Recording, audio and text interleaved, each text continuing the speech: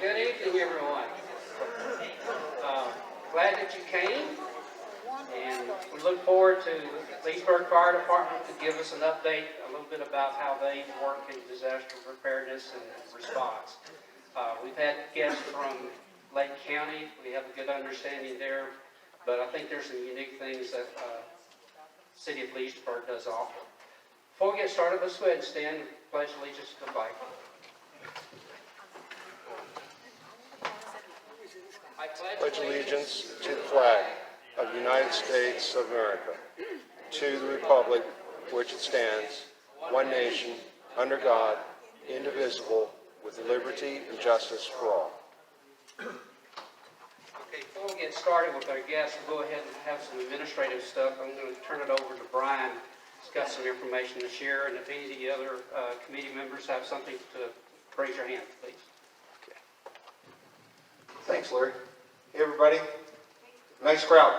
Thank you for coming out. We appreciate that. Anybody that's not neighbor to neighbor in the room, just raise your hand. Well, thank you all for coming, and we appreciate that you, Thank you for coming out. Hopefully this is an educational evening for us all. Just real quick, we are going forward with that project. You saw it in the email that I sent out to everybody about the lime green tape and also the red tape. We ended up going with orange because it was less expensive. There was actually a difference in price between red, I'm sorry? Oh yeah, matches that.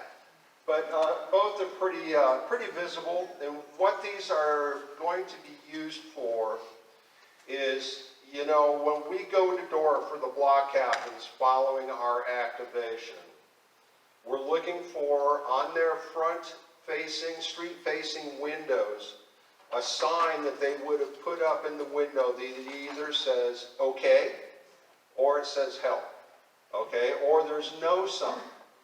The no sign could be one of two things. The people forgot to just stick it out. They're home, but they didn't stick it out. Or they could be possibly a snowbird, so they may be up north somewhere, or they may have jumped in a vehicle ahead of a hurricane to run to Georgia to get out of the way of a hurricane, get out of the path the best they could. So we needed a way, as you may recall or maybe not, needed a way to kind of signify when we go bang on the door for the houses that either have help or no sign at all. We're trying to figure out, is there anybody at home? If there is no response, you know, the whole idea, if there's no sign, is to go next door to the next door neighbor and ask them, hey, do you know anything about the next door neighbors here? Are they in town? Did they go away for the winter or summer? Or what the deal is? And if they didn't go anywhere that anyone's aware of, you may see if they've got a key to get in the house. Because we're not going to bust down doors, we're not going to kick in windows or anything like that. However, there could be somebody that maybe suffered some sort of an injury. There could be a trauma, it could be life-threatening. So we want to try to at least ascertain, you know, triage if there's a problem. The green tape would be for a house where we banged on the door. The people were home, they're A-okay, they just didn't stick their sign up in the window. We'd ask them to put their, you know, if they've got it, their okay sign in the window. And then, Carolyn, are you here? Yeah, so Carolyn, she came to one of our most recent leadership meetings, and we talked more about the significance of the green tape and when we would use it. And her thinking is that even if an okay sign is up, that we would put the green tape on the house, even if the okay sign is up. Because if somebody comes through the fire department, if they come through and they see that this whole street has green tape on every single house, and we're talking about tying it on the light post out front of the house, or possibly the front door, or maybe the garage door handle, or maybe the carriage lights beside the garage. Something that's very easily seen from the street, allows us to move kind of quickly if there's a follow-up, tour by the fire department or by another block captain that's trying to help out in that section. They can just go zooming past all the houses with green tape without even having to look at the house almost. The orange tape would be for those that we found a medical issue, but we were unable to give them any first aid assistance.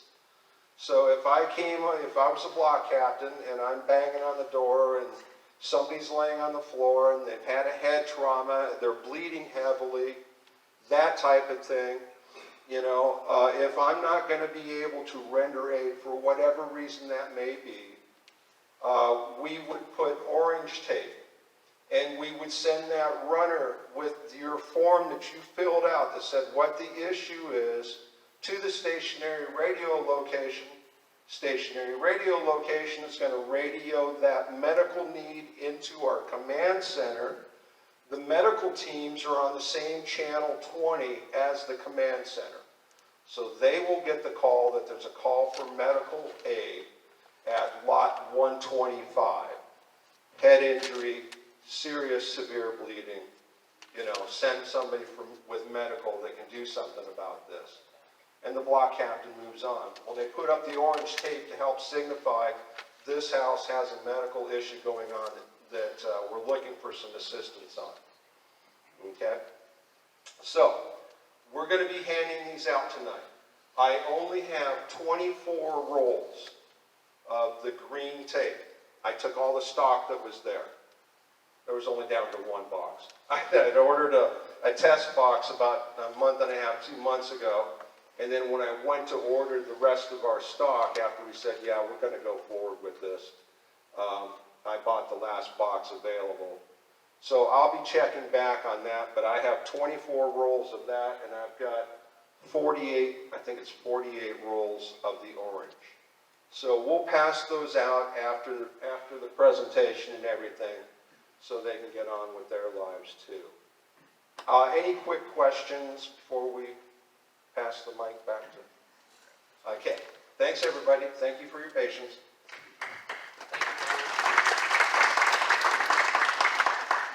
Okay, just a reminder of a couple events that are coming up. Next month we have Amy Sweezy. She's a meteorologist. I think she was local. I've only been here for 3 years. So what station was she? West. She used to be out west. West. Okay. Anyway, she's gracious enough to come in and talk to us a little bit about weather. That'll be for next month. And then also in August, we have communications exercise and also home chemical hazards and storage, which I believe the Leesburg Fire Department is going to help us out in that briefing in August. Okay? All right. Any other committee member want to say anything before we get started? Okay, let me introduce who we have today. We've got Brian Henry, who's the Deputy Fire Chief, and has just taken over this position for a month? Almost a month. So anyway, don't be so hard on him. And then Amy Stevenson, she's over the safety. Amanda Stevenson. And it's the safety. I'm Captain of Life Safety Services. Okay. So anyway, I'm going to turn it over to them, and appreciate you guys coming out. You want me to use this one? Yes, please. Does it come on? Yes, it comes off. Just pop it. All right. I told him I talk loud to begin with, so this might be a bad idea. Can you hear me? Okay. Yeah, we are recording this, and we save it on our YouTube channel, so. Oh, now he Yeah. tells me that. That's a little late Nope. on that information. No pressure, no pressure. Well, I am Amanda Stevenson. I am Captain of Life Safety Services. So what that means essentially is my job is to make sure all the commercial buildings that you go into in the city of Leesburg are safe. They are maintained. They have compliancy with fire code, life safety code, and to some degree building code, because we work kind of hand in hand with the building department for the city of Leesburg. I also get to come out and do fun things like this. You guys are going, really? It is fun. I'm usually talking to the little ones. So, this is a little more engaging here. So, I have a couple things that I'm going to cover, and then, of course, I'm going to turn it over to our Deputy Chief, Ryan Henry. He's going to do the presentation for tonight's event, talking about your neighbor emergency management and how our city does things and how the Leesburg Fire Department does things. My information to you is, one, I have goodies. I know you guys are all eyeing these goodies. I have gift bags. I have some hand sanitizer. I have information on hurricane preparedness. So we have checklists. We have a plan where you can put the contacts. You can put your insurance information. All those good things. That's what I have for you today. Okay? Along with that is I'm here if you have any questions about anything related to the fire department. If you want me back out, like we were coming back out for your August event for the hazard chemicals in household. We do this kind of stuff. We want to be part of your organization. We want to be part of our community. What you guys are doing here is terrific because what that does is that's boots on the ground. I'm sorry, is it? I just didn't have to listen up my mouth. It's cutting out. Okay. Hello? Hello, hello. It's boots on the ground. That is your community taking care of each other. That's the most important part right there. Because when we come out here, it's the worst day. Whenever we show up, it is the worst day in somebody's life. That's just our job. But you guys are there to do this now, to get to know your neighbors, to organize your neighborhood, to take care of each other. When we get there, you pass the information on to us, you help us with what you already know, what you already have established. It makes our life easier. It allows us to get to that person and help the community faster. So we greatly appreciate all the effort you guys are doing, showing up to the meetings, doing all the organization that you're doing. It's a wonderful thing. You should be proud of yourself. You really should. But you're here for him. So Deputy Chief Ryan Henry is going to give you your presentation today. If you have any questions afterwards, we'll be here to answer them. If you have anything you want to bring to your community, don't hesitate to let us know, okay? Thank you.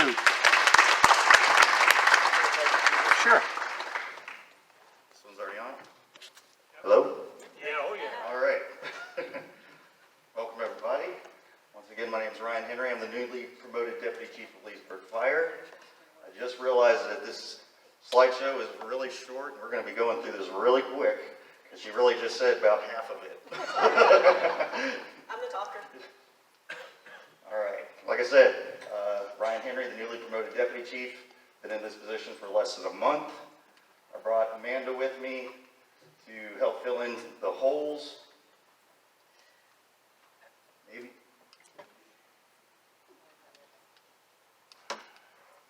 Side They switch. just put a new one. That's the side one. Is there a button you need pushed? Yeah, I can do it from there. No, I'll do it. Okay. Just say when. Right. Can you go to the next one, please? Sure. When? It's like children's books. It goes ding Exactly. on the page. So another introduction, Amanda Stevenson. She's also our fire inspector, captain in charge of life safety services. Go to the next one, please. So this is what we're all here for. So basically what happens at the start of a hurricane season, the EOCs will hold a virtual drill. The virtual drill includes all of the stakeholders. That's going to be your hospitals, your educational institutions, which are going to be your schools, non-governmental agencies. This is going to be places like the Red Cross, Salvation Army, 911 agencies. That's going to be us, the police department, EMS, and the health department. Next one, please. So what they're going to be doing is constantly talking and monitoring the National Weather Center.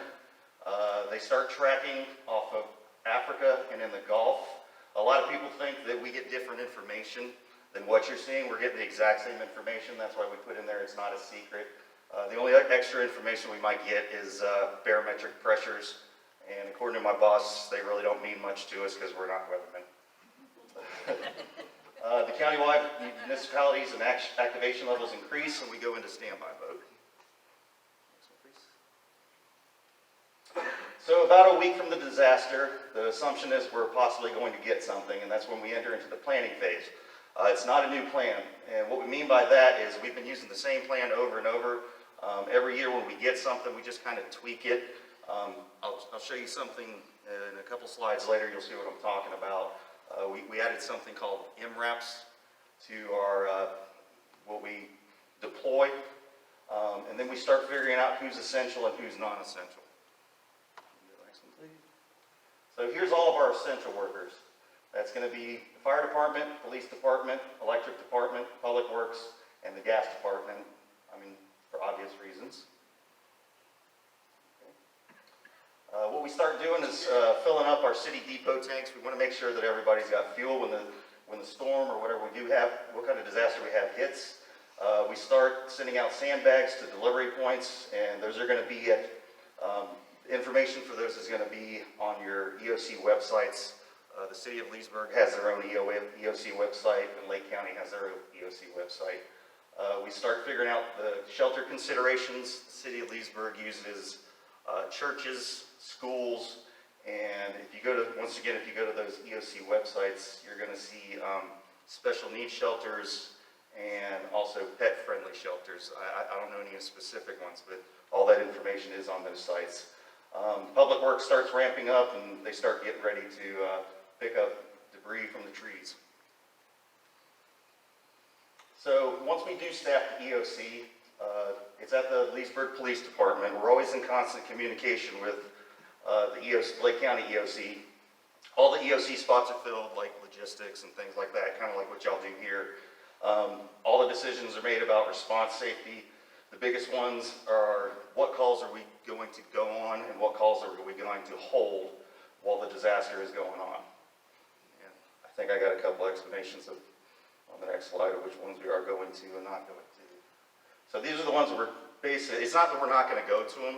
We do hold the calls and they triage them. These are going to be routine calls, non-emergency and non-life-threatening. These are going to be, I fell down, I scratched myself, little things, but I'm not really hurt. The next slide is going to show our high acuity calls, our cardiac arrests, the bleeding, chest pain, severe respiratory distress, and strokes, things like that. Go ahead. So the whole county is staffed with 24 ALS ambulances. There's 6 armored vehicles. We have what's called an MRAP. An MRAP stands for Mine Resistant Armored Personnel Vehicle, I believe what it is. We have one, Claremont has one, Groveland has one, and there's 3 others stationed around the county. And all 4 of our stations do house Lake County ambulances. So this is a picture of our MRAP. So if you do happen to need this, like I said, this is stationed at the Leesburg Police Department. You will have a police officer, an EMT, a paramedic. The only problem with this that a lot of people always have questions about, it is staffed with police, and if the police call comes out before an EMS call, unfortunately we are going to lose that one. But there are 5 more in the county, so if something does come out, this is what's coming to you. The other good thing about these,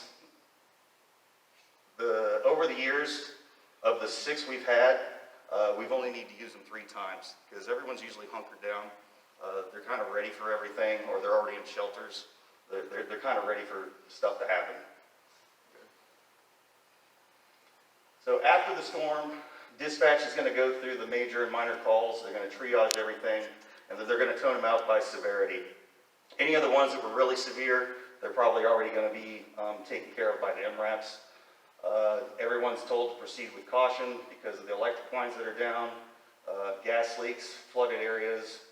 We reiterate the chainsaw safety, generator safety, electricity safety. One thing that we get worried about, one year we had a tree was down and a power line was on it, and they were called into the EOC, hey, are we allowed to cut this tree up and get the power line off it?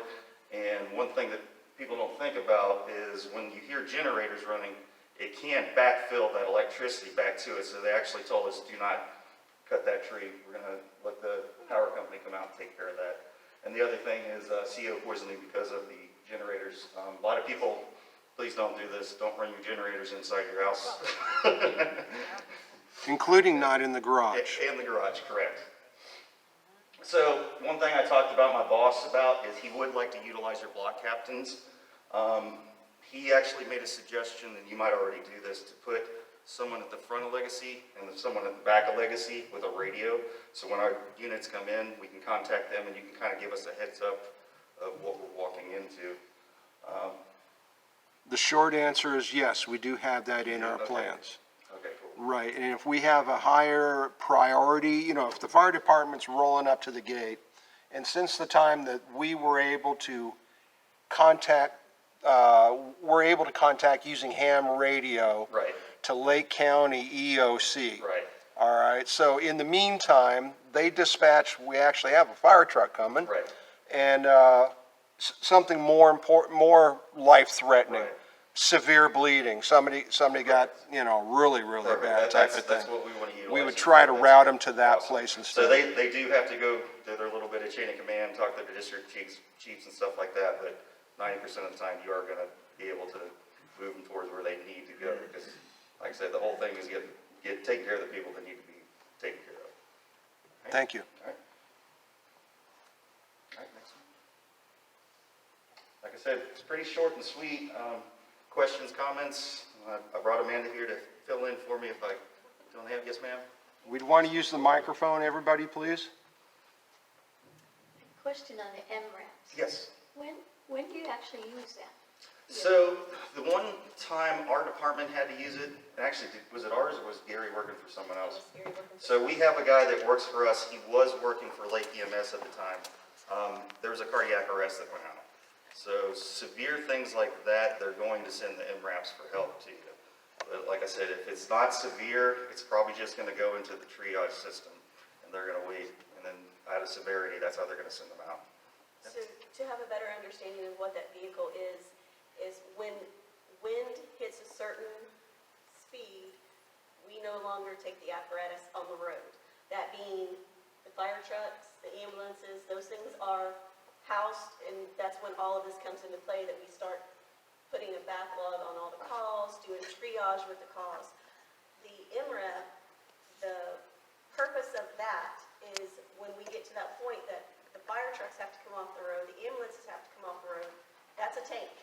Yeah, basically, take It doesn't have to come off the road as easily, but at that point, then it's a decision of, okay, where is that emergency at, as in, is it a high level, low level, where is that at in the high level? There's gonna be some kind of range in there, a decision being made within the EOC, which, for a better understanding of the EOC too, let me back up one moment there, is essentially you're taking all of your head personnel through different agencies in the Lake County, the Leesburg. So in the Leesburg DOC, it would be the fire chief, the police chief, you know, the heads of the departments, the electrical department, those kind of personnel, dispatch people, medical people, in one room, making these decisions for emergency time frame. So these people are making the decision that, okay, that call is to a point and that we're going to dispatch this. But you have to understand now, not only are you taking the risk of those personnel in that it is a tank, but there's still, to a point in the emergency, the weather, the conditions, that they probably shouldn't be on the road. So these are all things that are being weighed to go to that call. Most of the time, you're not going to have that high frequency call like that during these type of emergencies, like Chief said, because you have people that have already prepared and most likely left if they're in the immediate area for that hurricane to hit, or taken appropriate action. But that, to give you an understanding of what that vehicle is, and we are just now, last 2 years ago now, maybe this year, or last year, getting that policy in place for that vehicle of ours, because we didn't have use of that vehicle the whole time. We had other vehicles throughout the county, but this is now Leesburg's vehicle. So now we've got the policy in place, and those personnel have to be trained, because they're no longer on the ambulance or the fire truck. Those are ones that were trained to ride with those police right for that emergency that are going to be staged with those police officers for that unit. So it's a totally different ballgame. To give you, if that helps with the understanding of that. And I wasn't sure if everybody was clear on what the EOC actually is. So it's just kind of like a big think tank. It's got everybody in it that needs to be in it to get everything going in the emergency and starting deployment after the emergency. So they get everything going. And then when the emergency's over and everything's rolling and doing what it's supposed to do, be it cleanup, because we do that too. When the emergency's over and the hurricane comes through and we've taken care of all these calls that are on standby, we have crews within the fire department, along with other departments within the city of Leesburg, be it Public Works, Electric Department. All these crews are going out and starting to do damage control, saying, okay, we know Legacy has all these trees down, we can't get to streets. We have smaller crews going out and starting to survey that, report that information back. We're getting people out there to start doing some debris removal so we can get to the emergencies. I hope that answered your question. Didn't go way off in left field there. And one more part to answer that question. The ambulances, I don't remember the exact number, but I want to say it's 45 miles an hour. 45. Is when they won't deploy any more ambulances. Sustained. So what's I that? think sustained. Sustained 45. And the reason is, I don't know if anyone's ever been in the back of an ambulance, if you're just sitting there and you feel a car go by you, those things are very top heavy. They can topple over really easily. It doesn't seem like 45 doesn't seem like a very high number, but they also have to count for gusts and things like that. Do you know what category hurricane gets to 45? That's less than a hurricane speed, right? Let's say, is that in that? 75. We didn't all hear the question.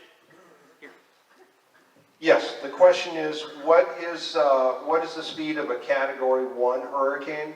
And I kind of thought that it was, 45 miles an hour. If that's the cutoff for ambulances to be heading out with 45 hour per mile sustained wind speeds, it would be less than a Category 1 when that service shuts down. Yes, Category 1 is going to be anywhere sustained 74 to 95 miles an hour. And then it goes up from there.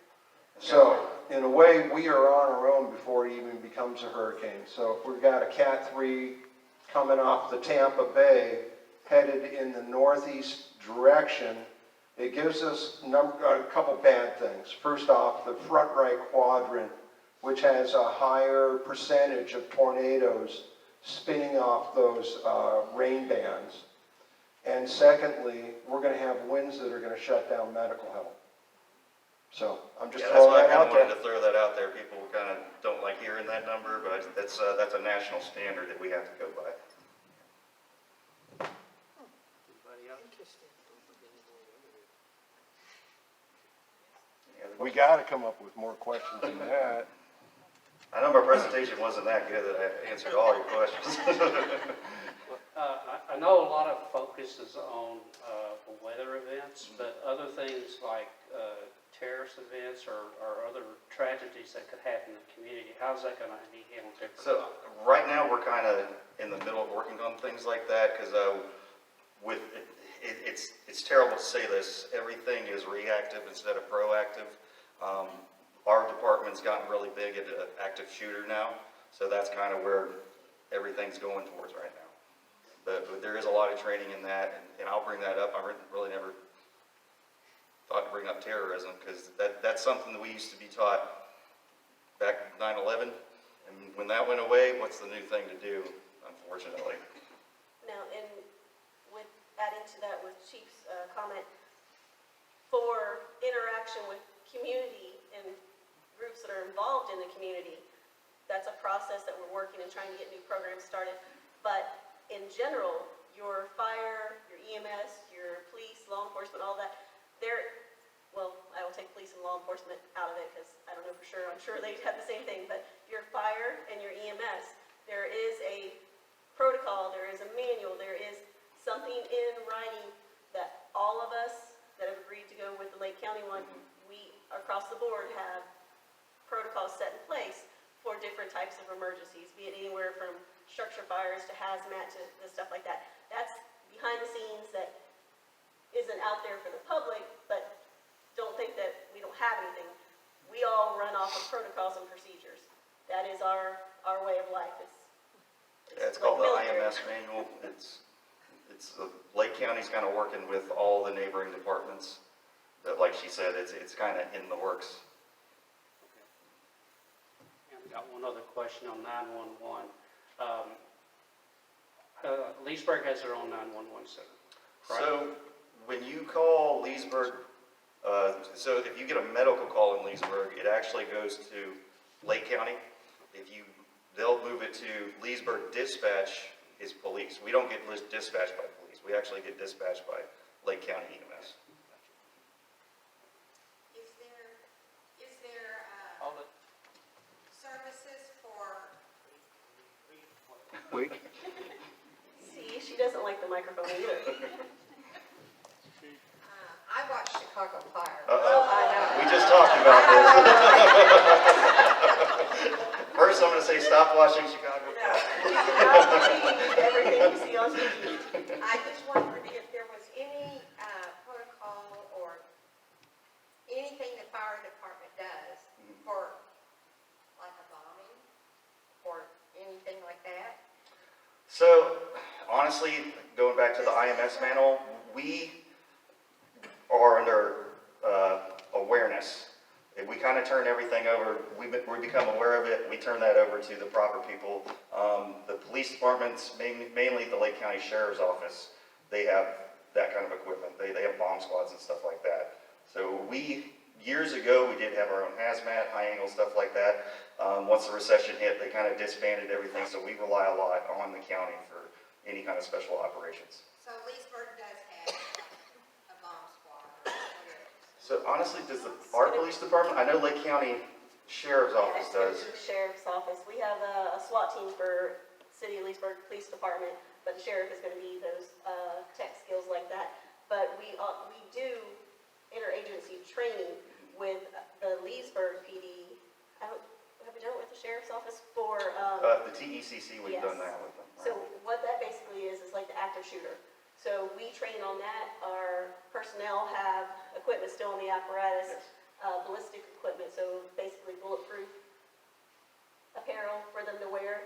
Because when we come into active shooter type scenarios, it's not, the fire department is basically, is there any firefighters in here? No? Wow. That's surprising. But we all watch. We all watch So there's like 10 of them. So, we are, firefighters is jack of all trades. Basically, we're supposed to know a little bit of everything, but not be masters of any of it, really. So, we do training on other skills besides putting the wet stuff on the red stuff. So, we do medical. That's really our bread and butter. You see fire trucks and all kinds of medical calls. But we do training like the tech training like we were talking about. We do the active shooter. We train in that. We actually do it annually so we learn the skills, like what a lot of you in the Neighbor to Neighbor Club probably do touch a little bit on the civilian end of it, the active bleed, the stop the bleed. We are trained on how to go in for an active shooter with law enforcement. We don't just go in there. We go with law enforcement as an attachment unit. They go in, they do their job, put the bullets in the bad guys. We go in behind them, with them, rescue the people that have been injured. Take them out, triage them there, quick, and get them out. We train for this. That's what we do as part of our job. So, does that answer your, I know it's probably not like Chicago Fire, but it's part of our job. But you're not, are you actually EMTs or paramedics? Yes, ma'am. City of Well, they will Leesburg. go out, but do they go out on what level? In other words, are they Are we talking about? fighting fire first or? So, with the City of Leesburg, I can only speak for the City of Leesburg, City of Leesburg Fire Department, you are dual certified. So that means in order to be hired with us, you have to be a state certified firefighter, 1 and 2, because 1 just means that you can spray water from the outside of the house, you can't go in. 2, means you go in and you do rescue, you do overhaul, you go in the building. So you have to be a state certified 1 and 2 firefighter to work for the City of Leesburg Fire Department. You also have to be a state certified EMT, emergency management technician, basically put Band-Aids on, I'm an EMT, or a paramedic. He's a paramedic. Tell you a secret, he's a nurse too, so he's jack of all trades there. So, paramedics, they are the ones that administer the drugs. They are the ones that interpret the rhythm on the monitors, in simple terms. That's what they do. We aid them, and there's some basic life skills that we do too. But to be a firefighter in the City of Leesburg, you have to have those two things. Certified firefighter 2, EMT, or paramedic. So, we prefer paramedics. They're hard to come by. Very hard to come by. But we prefer them because to become a paramedic, you go to school for a year. You are in medic school for a year. It's a lot of time out of your life, your family's life, and such, but it's a skill that's very important. So every truck, to answer your question, every truck that's going to come here from the City of Leesburg is going to have At a paramedic. At least one paramedic. We do not ride any trucks without a paramedic on it. So. Interesting. And essentially, it's the same thing as an ambulance. We do, the fire truck that comes to your community does the same thing and more that an ambulance does. The ambulance will load you up and take you, but their personnel on there are the same thing we have on our truck, paramedic and EMT, but we're firefighters. Yep, they're load 'em and go.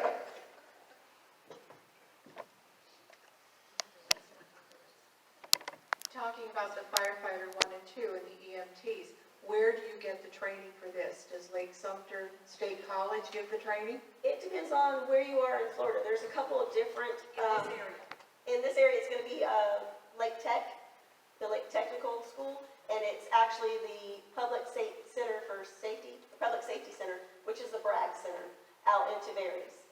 That is who does the certification for here. So you go to school, I think they have a combo thing now. I've been 17 years with the fire department for the City of Leesburg, so when I did it, it was different. I think theirs is a combo now where you go to school and you get your EMT and your fire 1 and 2. So when you leave standards, you have those. You can go get a job. Paramedics an additional. If you have anybody in here that has their family or you want to be a firefighter, if you have any questions about that for career, definitely, I have my cards with me, definitely get with me. I have a bunch of information on that. We can set you up with whoever at the school. We want homegrown. So if you have a son, daughter, grandson, granddaughter, that this is their career path, we want homegrown. So we will help you get that information so you can bring them on over to the City of Leesburg and we can welcome them in. Does that answer your question? Thank you. What are your hours? Oh, well, So I actually, when I got promoted, previously I worked 24-hour shifts. You work 24-hour on, 48-hour off. So we're both on 8 to 5s now. yeah.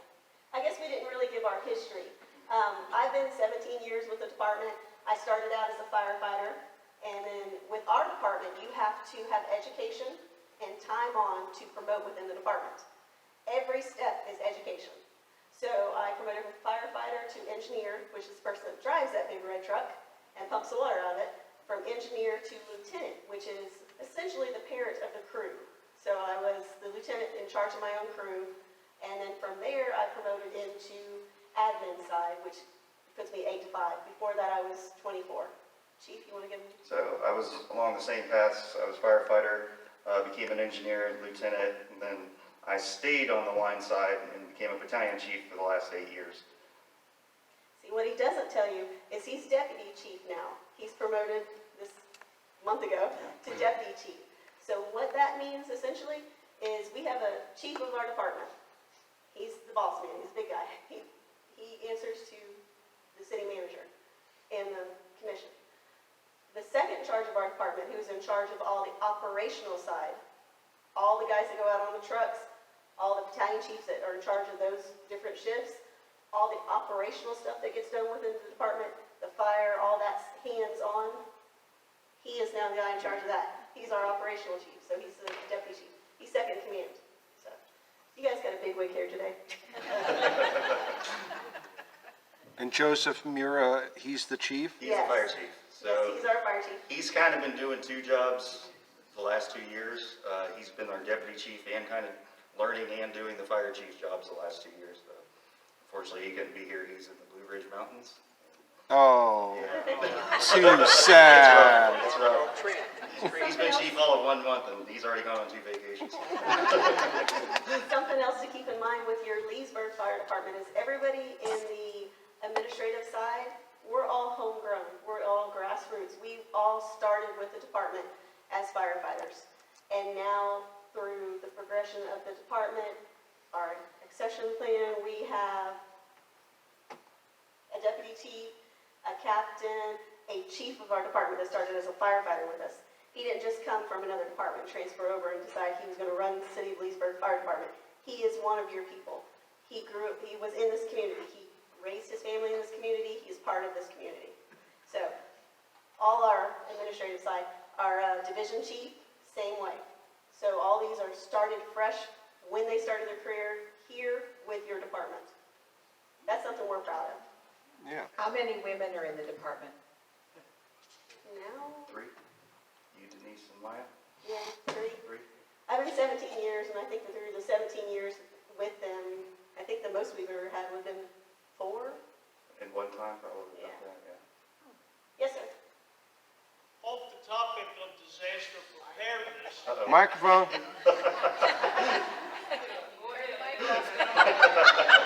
I can hear him just fine. goal is that everybody, we're all aware of the fact that in 911 calls for emergency medical assistance, both a fire truck and the Lake County ambulance comes. Right. Tell us why is that and what's different about those two response teams? So like she said, the fire truck can do every single thing the ambulance can do, minus the transportation. The main reason you're going to get both is because we have a very overwhelmed EMS system. There's 24 of them, but they are nonstop. We'll see them in the morning, get on their trucks, and we won't see them till the next morning a lot of times. So you got to have someone to kind of fill the gaps while they're taking patients to the hospital. Our truck 221, which is housed at Station 61, there's a good chance they might be in Paisley, they might be taking a patient to Advent Health, they might even be taking them to Orlando. So, like I said, they're a very overwhelmed organization. They're trying to fix that by putting more people on. It's just, everyone's kind of in the same situation now. Let's get people hired. like she said, we need people. That's why you get 2 of us, because it's first response. It goes out to the emergency, to appropriate channels. It's medical. It goes out to the ambulance. It goes out to the fire truck, because we have paramedics and EMTs on the truck. We have all the equipment that they have, the monitor, the meds, everything we have on our truck. So if they're in Paisley and you need somebody here in Legacy, we get here, because Okahumpa's right around the corner, and that's where Station 64 is. So they come here, they go ahead and start saving lives, doing what they have to do, and we wait for the ambulance to get here, load and go. And if anybody in this room's ever been in the back of an ambulance and gone through that whole process, you know it's not, they don't roll up to the back of the hospital and chuck you out and have a nice day. They're usually there with you for a long time before they can turn you over to medical personnel there. We can't abandon you, we can't just leave you there. So they can't clear from that call to go to the next one that got toned out, so that's when the fire truck comes and they go to the next one that got toned out, because we have 4 in the city of Leesburg fire trucks. Then you have Lake County surrounding us, or villages coming this way now, villages.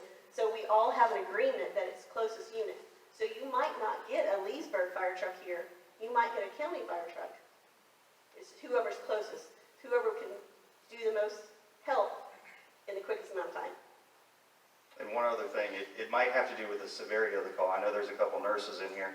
If you have to do CPR on somebody, 2 people ain't gonna cut it. You need about 5 people plus to get everything going for that. And then on top of that, what's that? I said, or that nifty machine. If we ever get that machine. Can I ask, is there a charge for your services? So the only charge that the fire department has is a fire assessment fee. Other than that, for us coming out, you don't get a charge for us coming out. You can call us 100 times, please don't, but you will not get charged for it. And do you mean for the medical or the emergency services, or do you mean for like things we do today, like here, or when I go out and do inspections? Because we don't charge for anything across the board, besides the fire assessment fee, which just helps supplement the fire department, because we're a taking, we take from the city of Leesburg to give all this to the community. We don't charge anything, so we don't pay for ourselves. So a little bit of that fire assessment helps out for it. But for inspections, for buildings, we don't charge. Fire department does not charge. I can go out to a building 30 times. Luckily, it hasn't been that many yet. If they have to have a reinspection, because they're not being compliant. We don't charge. They don't charge for my time to go out there and the paperwork or any of that. We do not charge fees for that. We are probably one of the only departments around here, in all honesty, that do not charge in any of the inspection side or any of that. And all of the public education we do, it is for the community. We work for the community, so all of that is free. We come out here because, well, it's our job, but we also like it. I'm accustomed to a volunteer ambulance in my community. That's true here, or you get billed for an ambulance? The ambulance is a Yeah, that's a totally different County. entity. That they're owned by Lake EMS, so they will bill. But, Yeah, they bill. If they transport you, if they just come to your house and pick you up or something like that, they're not going to bill you. But if they transport you, they will bill. But like I said, that's a totally different entity. We house them in our fire stations, but they're Lake County, we're Leesburg. It kind of blows your mind because I'm sitting here telling you, we have the same equipment, we're going to give you the same drugs, we're going to work you, CPR on you, we're going to use all these supplies, we're going to bandage you, whatever has to be done. When we come out to see you, off the fire truck, and we're walking away, we don't see you again, we don't charge you, we don't get your social security number, we don't get any of that. Well, we get your demographics because we need that for liability for reports, but we do not charge a penny. We are a community asset.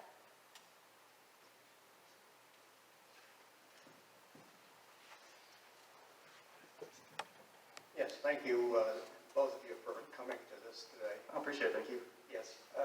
Question is, how many medevac choppers do you have available for this area, and what do they charge? Oh, So that's an expensive totally ride. different entity. Let's go with who has insurance in here. Yeah. We're good. I know there's 4 air cares, Yeah, which but are all owned by Orlando, the local or the closest is going to be the one at the Leesburg Airport, Leesburg Airport. which is stationed. They have a house stationed there, so that's Air Care. That's air care, They're stationed right there, so that's going to be your closest. And it's just the one right. crew, one helicopter, but there's 4 that agencies we can get them from. What they charge, that is, we do not know. But if you had to take that, there was a reason. Yeah. We just don't throw you on there for the fun of it. There is a serious reason, and you should be very thankful you do have them, because that's the difference between your emergency is so severe that you have to get there now versus us throwing you in the ambulance and then we go in lights and sirens to whatever the closest trauma center is. Because Orlando is a level 1 trauma center, Ocala is a level 2. Do we send them anywhere else, or is that pretty much all the ones? That's about all we send them to. Yeah. But you have to remember, they won't fly if it's inclement weather. Correct. Yes. Correct. Yes. We'll call even if it's raining, that they'll make that decision. Yeah, they make that decision. Correct. And And- anyone on that unit can make it, the helicopter pilot, the nurse, or the paramedic. Any of them can say, no, we're not going.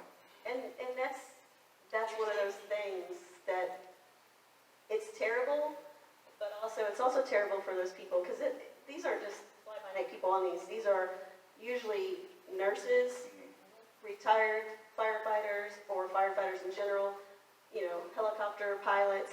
These are people that have put time in, education in, they have invested in this career, they want to help people.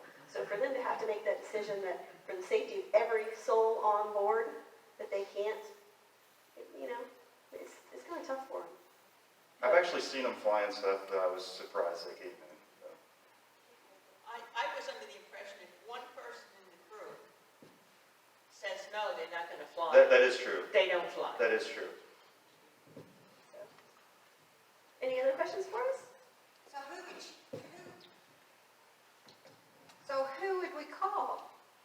So in that case, unfortunately, 911? so if you're considered a trauma alert or you need to go to a stroke center or something like that where we would normally take you by air somewhere, they'll just license sirens all the way there in the ambulance. Are you talking about that, or are you talking about, in general, who would you call if you had, okay, if you have any kind of emergency, and whatever you deem an emergency, any type of emergency, you call 911. The dispatch, there is so many components to the emergency system. The dispatch people, they listen to what you tell them. They go through questions to ask you to determine what type of emergency it is. Then, if it's a high emergency, like it is cardiac arrest or something like that, then they start dispatching, going from there. We all go out and take care of that. If it's a low emergency, like your cat's in the tree, never see a skeleton of a cat in a tree, right? Never. They will come down. They won't call the ambulance. They'll just turn it over to fire. Fire will go, not lights and sirens. They'll come to your house and they'll tell you, cat's in the tree. You're kitty kitty. I can say that because I've been on that side of it before. They will determine that. So you call 911 for whatever you feel your emergency is, then dispatches on the other end. You never see it, you never hear it. They're already doing that in the background. They are like juggling tons of balls at one time. They got everybody coming that needs to be coming. They're talking you through whatever needs to be done. All you got to do is dial 911. Now, if it's a non-emergency, let's talk about those. If it's a non-emergency, smoke detectors. You're beeping, you need the batteries changed, totally understandable, because in these newer houses, especially y'all's houses out here, you probably have cathedral ceilings. They're not easy to reach. Those kind of things. You're locked out of your car, your grandbaby's in the car and you're locked out. Those kind of things that are not life or death emergencies, but they're emergencies to you. You want help. Call 911. Tell them that. I want a smoke detector battery change or smoke detector check. They will say whatever their little note card tells them to say. They might say, here's the number to, because of your address, Lake County or City of Leesburg. Please call them at this number and they will talk to you about that. They might say, okay, we're going to send something not emergency. If anything changes in the situation, let us know and then we might upgrade. So always 911, but definitely if it's not emergency, because emergency means we are going lights and sirens. We were told it's life or death, and if it's not life or death, and we crash and kill a family because they weren't paying attention to the fire truck coming down the road, or something happens to us, that wasn't an emergency.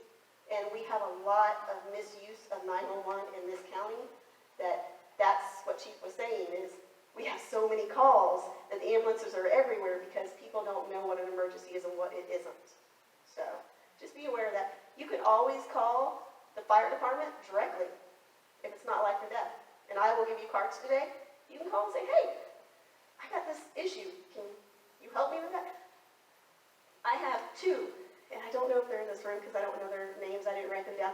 I have two members of your community. One I got to go see, probably have to go tomorrow, in your community that called me, called the fire department, got the number, called the fire department. One of them was a Knox box, residential Knox box. Well, if you're not familiar with what that is, it's a key holder basically that goes on your door. So if you have an emergency and you're not able to let us in, we can access that key, get into your home. They called and said, hey, I need that removed. And we're like, okay. We don't really do that, but hey, we'll help you out. So I called her today and I said, hey, you have a residential Knox box, right? Because that just slides over the door frame of your door. No problem. If you can't reach it, I'll come out and I'll help you out. What do you got? She's like, no, I got it like the real estate thing on my doorknob. I'm like, okay, that's something different. Is she in this room right now? No? Okay. I was like, that's something different. I was like, that's not us. I don't know how that comes off exactly, but hold on. Let me Google it. I Googled it. I said, can you walk out to your door? She's like, yeah. I said, put your code in. Okay. Now you're looking at a little switch. Turn that switch and pull it down. She's like, oh, it's off. We do that. That's what we're here for. That's not emergency. That you call the fire department. You say, hey, I got this issue. The other one is somebody in your community that has a key, a code, and we need to know about it. So they call, or our guys ran on the call, and they did not know how to get in. Well, the lady was able to get to the door, let them in and say, hey, I got a hide key or key code or whatever. It's there. Well, dispatch doesn't know that. We have to put in an alert called a cat alert to let dispatch know when you go to this address, the hide key is here, or the lockbox code is this, so you can get the key and go in their house and save them. So I'm trying to communicate with her to get that done. That's non-emergency, and that's 728-9780. You'll probably get handed over to me. Okay, any other questions? Well, thank you guys for coming out. Appreciate it. Appreciate it, thank you.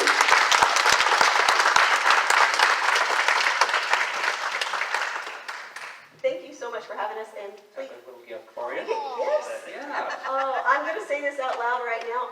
I didn't get anything when I went to Arlington. I think that's pretty awesome right there, man. I'm here, I have free stuff, and I definitely have some preparation stuff for hurricane, so come see me, okay? Okay, Brian, do you want to go ahead and pass out? Sure, sure. Please don't pass out there.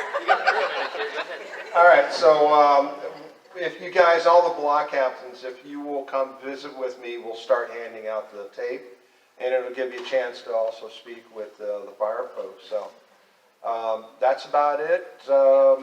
Thank you so very, very much. One more round of applause for that.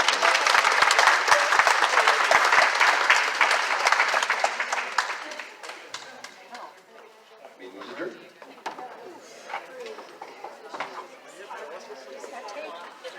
Yeah. Appreciate it, thank you. What I have to do